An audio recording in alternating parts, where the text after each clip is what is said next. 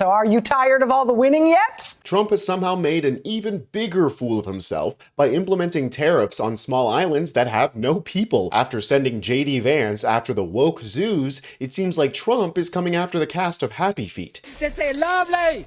Who is this fool? Seriously, he's implementing tariffs on places that are only inhabited by penguins. I mean, at this point, I'm surprised he didn't put a reciprocal tariff on Wakanda. We don't do that here. Rachel Maddow did an excellent job breaking down how ridiculous this is, so I'll just play you guys that clip, and then we'll come back and talk about if Trump is stupid or just an idiot. If you're enjoying the coverage here, make sure to like the video and double check that you're subscribed. For every sub, we'll add 1 percentage point to the tariff on Narnia. May I introduce you to Tokelau? Tokelau is 3 teeny tiny islands in the middle of the Pacific Ocean. That's our best approximation on our mapping software here at MSNBC HQ. Tokelau, again, it's 3 islands. It's in the middle of the Pacific Ocean. About 1,500 people live there. One of the 3 islands that makes up Tokelau is apparently known for its famous swimming pigs. As for its economy, Tokelau kind of doesn't register on any international scale of economic measures because Tokelau doesn't really have much of an economy. It's basically subsistence, agriculture, and fishing and, enjoying the swimming pigs.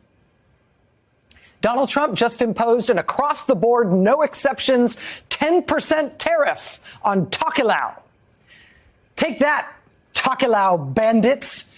You will screw over the United States of America no longer. May I also introduce you to the Keeling Islands. Keeling Islands are roughly halfway between Australia and Sri Lanka in the Indian Ocean. Keeling Islands is 27 islands, but 25 of them are uninhabited. Several of those uninhabited islands have a real plastic trash problem, but that is not because anybody lives there, but because plastic trash from other countries makes its way across the Indian Ocean and washes up there. The 2 islands of the Keeling Islands that are inhabited out of the 27 islands there, those 2 inhabited islands have a total population of 593 people. Well, Donald Trump just declared trade war on the Keeling Islands. All 593 Keeling Islanders will now be hit with an American government 10% tariff that will apply to, anything they might ever want to export here to us. Make it here, Keeling Islands, if you're going to make it. May I introduce you to Jan Mayen Island. It is a volcano, a volcanic island mostly covered in glaciers, hundreds of miles from anything else in the Arctic Ocean. Jan Mayen, I think that's how you say it. It does have an airstrip, but nobody lives there. Population 0 humans, many polar bears. That said, rest assured, we, the American people, are now protected from the predatory economic piracy of that uninhabited island. Thanks to our genius strongman ruler who has put the American government to work, Donald Trump has just slapped a 10% tariff on Jan Mayen Island, just in case anyone ever moves up there and tries to screw us over with their Jan Mayen Island underpriced exports and stuff. On the other end of the world, there's Heard, H-E-A-R-D, Heard Island, and also McDonald Island. They're in Antarctica. They are only reachable by boat, and it takes 2 weeks by sea to get there from Australia. Heard and what's the other one? McDonald Island. Sorry. Heard and McDonald Island. I know I don't have to apologize. I'm not offending anybody. They're totally uninhabited, both of them. They're also active volcanoes. So even if you wanted to move there, even the penguins might caution you, right? But they're active volcanoes, one on each island, on both Heard and McDonald Islands. I will say those volcanoes and the penguins and seals who live there, they will never menace the American economy again as they have in the past by flooding us with their cheap exports of what, like fresh air, cool breezes, a waft of eau de penguin? I don't know. What do they send us?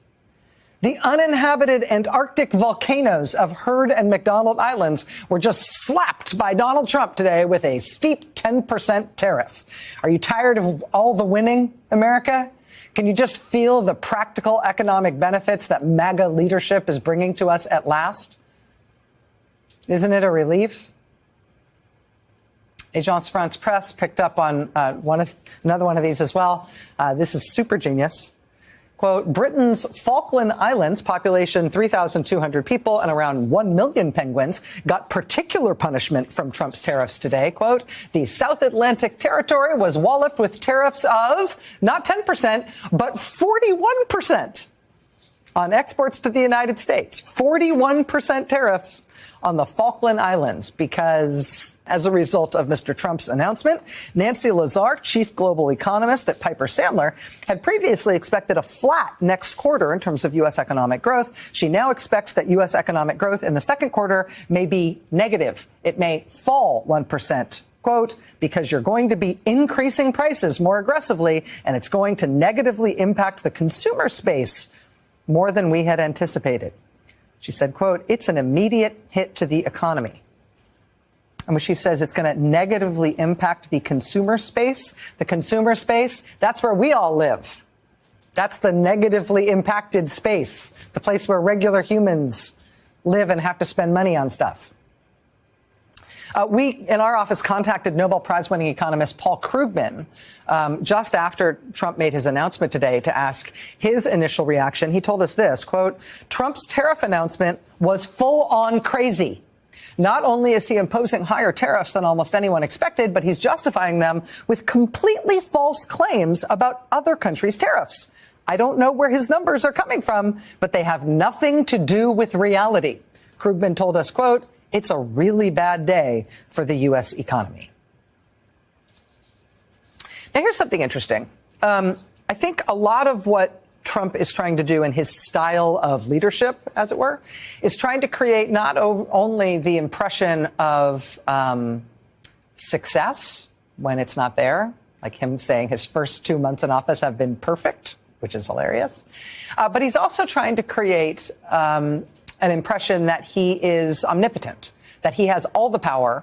He has powers that no other president has ever had. He has all the power, and nobody else in the U.S. government, nobody else in the United States of America has any power to do anything of their own, let alone any power to stop him. One of the things that I've always thought was that Trump was meant to be on late night TV, not president. We've entered a timeline where a narcissistic man baby has taken control of the country and is driving it into the ground like one of his many failed business ventures. We're talking about a man who managed to bankrupt a casino, a business literally built on sin. These things print money. And that's because none of this is an accident. As much as I love to rag on the dumpy bag of orange juice, Donald Trump only cares about one thing. And that's Donald Trump. He doesn't care if his businesses go bankrupt because he himself still profits. That's the name of the game in the hyper-capitalistic society that we live in. We live in a country of vulture capitalism. And now Donald Trump is doing to America what private equity has done to struggling businesses for decades. Hold on tight, folks, because this clown show just turned into the John Wayne Gacy kind. I'm Tony Hinderman with Really American, and I'll catch you next time.